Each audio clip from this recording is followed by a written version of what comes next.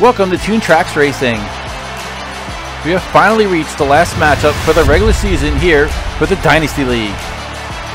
In this very matchup, we will have Dubious-Diecast, who is 8-4, taking on Indiana Diecast Racing, who is 0-12. This matchup will determine who will face Norman Byrne Racing in the championship. Dubious-Diecast needs just 2 victories to secure his spot, as he holds a tiebreaker over Gravity Track Grand Prix with their earlier meetup, with Dubious-Diecast walking away with a 5-1 win.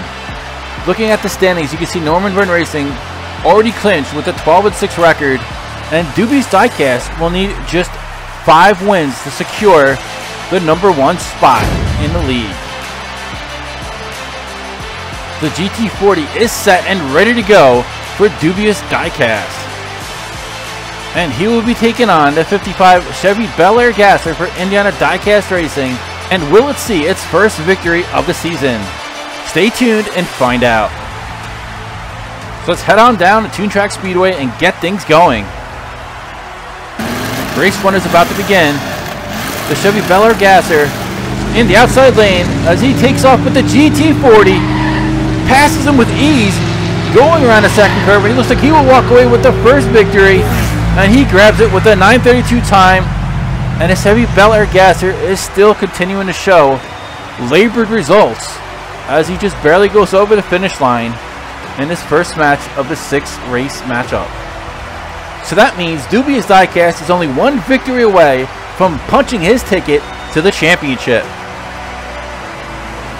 The GT40 already looking good in the first race, securing a pretty significant win over Indiana Diecast Racing. So not a bad way to start with a 9:32 time. The cars are already set up, back at the starting gate. And here we go for race 2. And they're heading into the first turn. The GT40 goes around it, but the Chevy Bel Air looked like he tried to cut across to the lane, hit the sidewall too hard and flipped over. And that will mark a DNF for Indiana Diecast Racing.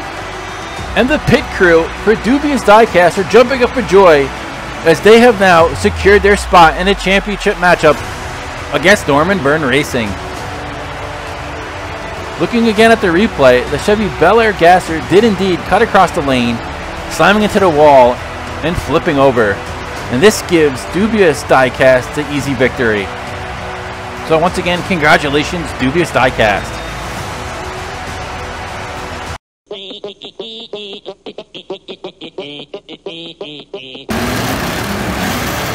Both cars are set to go here for race 3. The GT40 already claiming 2 victories, and it looks like he's on his way to claim his 3rd already, as he is flying around those curves. And his time is looking pretty good here with that 940. And once again, Indiana Diecast Racing is having trouble making it over that finish line. But do not worry about Indiana Diecast Racing, as they have already secured the #1 draft pick for Season 2, which will see a lot of speed burners eligible for that draft. So Dubious-Diecast in his GT40 crosses the finish line with that 940 time, and I think it's safe to say that Norman Byrne Racing in his Viper will have his hands full with this GT40 in the championship.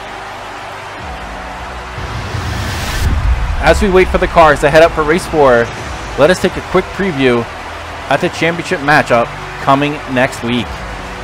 And Dubious-Diecast is only 2 wins away from securing first place for Season 1.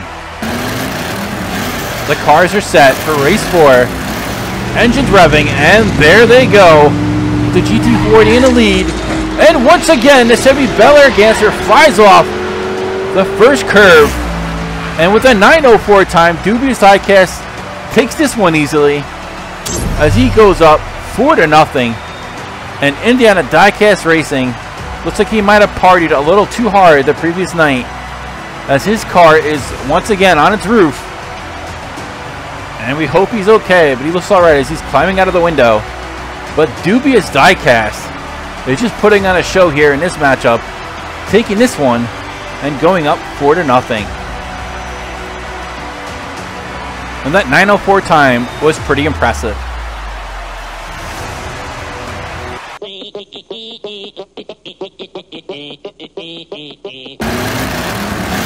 So we are set for race 5. And the GT40 taking an early lead, and at this point it is just academic as he is going around the second curve and cruising across the finish line here with a 9:48 time. And, well, at least he finished this time. So Indiana Diecast Racing is getting better. But right now, the GT40 leads 5-0. So we hope the Chevy Bel Air has worked his kinks out and is able to pass that first curve, which for some reason in this matchup he is having so much trouble with. As his previous matches, he was completely fine going around that curve. But like I said, it could be that party effect from last night. And let us not forget, the GT40 has now secured first place for Season 1 of the Dynasty League. So congratulations once again at Dubious-Diecast. So the final race is off, going on the first turn, and Indiana Diecast Racing is doing his impersonation of Groundhog's Day, but at least this time he's on his side. But this ties the consecutive win streak for 7 wins in a row for Dubious-Diecast, who now matches Gravity Track Grand Prix and Norman Byrne Racing. So once again, congratulations to Dubious-Diecast as they are heading to the championship. And Indiana Diecast Racing once again grabs a DNF on this match. But the good news is he is now out of his misery, as he will not have to race that car anymore. And it's going to be pretty interesting to see what car he walks away with after the Season 2 draft. And things can only go up at this point for the Indiana Diecast Racing team.